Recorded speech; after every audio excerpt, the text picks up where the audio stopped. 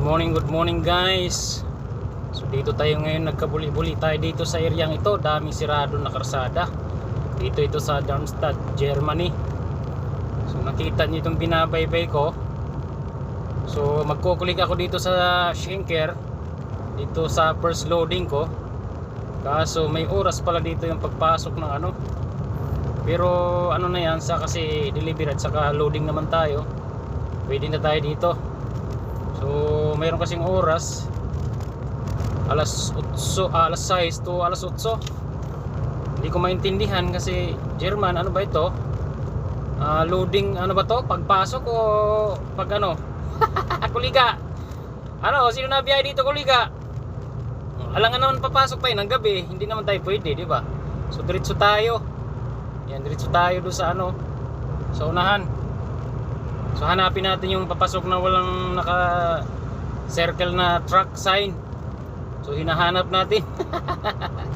Ikot-ikot ang person dito. Alas 8 naman ang akong loading place. Sakto lang ito. Alas 8 makakarating tayo doon. On time pa rin tayo. Umikot lang tayo, gawa ng ano. Umikot lang tayo, gawa ng maraming ginagawa ang karsada, no? Susunod lang kayo sa akin. Sunod lang kayo, di ba? Malupit itong Germany talaga pagka nagkaroon ng roadwork.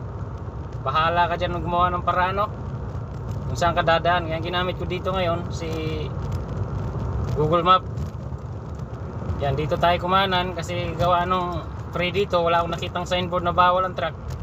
Ewan ko lang sa unahan, ha. So nakikita ko na yung ano, Schenker. Dito tayo magkakarga sa malaking building na yan.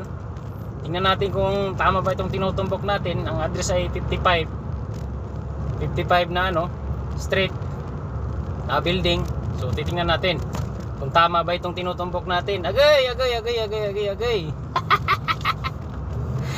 Kuliga, ano na? Ano na? So yan, uy, bawal din ang truck kumanan. Uy, paano yan? May oras pa rin, no? Kita ko yung signboard ng truck, oh. Naku po, paano kaya yan?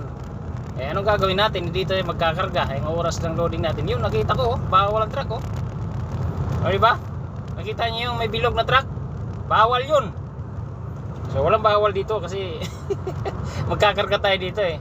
Dito tayo magkakarga sa Schenker na ito. So, mayroon tayong kuwan dito. Papakita lang natin kung sakaling magka-problema. Dito tayo magkakarga, no? Si Imar, di ba? Loading area. So malapit na ako. Ayan, dito na nga. Ito na nga yun, 55. Oh, di ba? Tumbok, di ba? Ay, ginoo ko. So nakita ko ng 55. So tama itong tinutumbok natin na building na ito. Ayan, oh, 55. Yun.